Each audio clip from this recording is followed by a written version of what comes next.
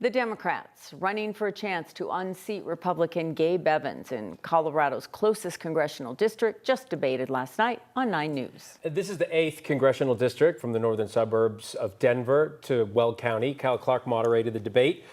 Kyle joins us now, and Kyle, there are competing interests in this swing district. Yeah, it's a swing district, and take a couple of different issues here. Energy production, for one. You have oil and gas jobs there in the district, but you also have portions of the district heavily impacted by Colorado's largest polluter, the Suncor refinery in Commerce City.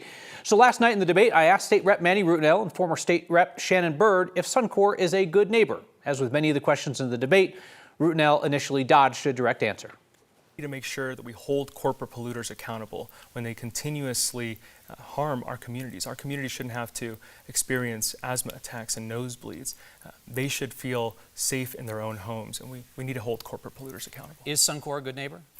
You know, I think that they've often been a very bad neighbor, and I think that's the result of lax policies, and we need to make sure that we bring stronger policies, especially with the rollbacks at the EPA. Ms. Byrd, is Suncor a good neighbor?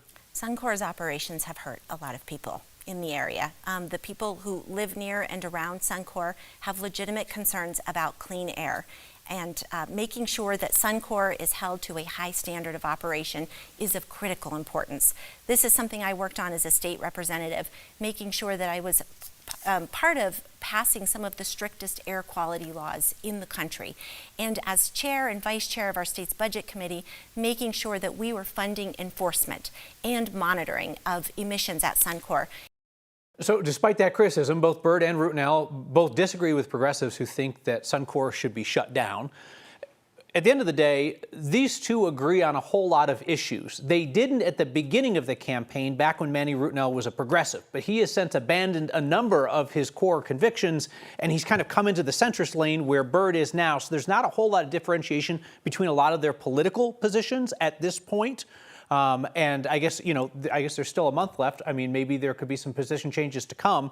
But kind of at the beginning of the race, they had staked out centrist and progressive positions, but not so much anymore. They're both kind of in the centrist lane, which is where you might expect them to be in a swing district. They're going to have to go up against Republican Gabe Evans. That move is not uncommon. No. That move toward the middle, but in this particular district, how do you think that fares? Well, I think some politicians who change their beliefs in order to get elected do it before the campaign starts, right? You know, and then they show up like new season, new you, but then some people attempt a more technical maneuver, which is to change their positions over the course of the campaign. That's a higher level of difficulty. Whether voters will score that higher or lower at the end is going to be up to folks at home.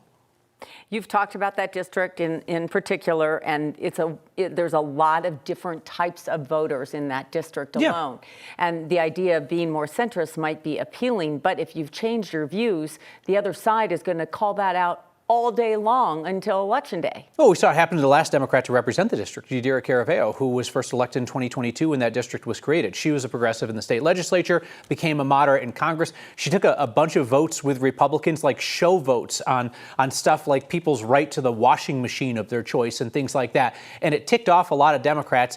And it didn't get her anywhere. She got bounced. She got bounced for Gabe Evans. He's going to have a really tough re-elect. He has not moderated, I should say. He is the same guy that he has been all along. He's a true red MAGA guy. He's a Donald Trump guy. He has not tacked to the center. It's the Democrats who are tacking to the center, thinking that's the way to be competitive in the district. That's what I'm thinking. Yeah, obviously, as we talked about the money going into this race, the GOP is going to really zone in. Oh, yeah, both sides. Backing up the Brinks truck, opening it up. Kicking the bags out the back. Much more next. We look forward to it. Keep the lights on here for us, though. That'll be good.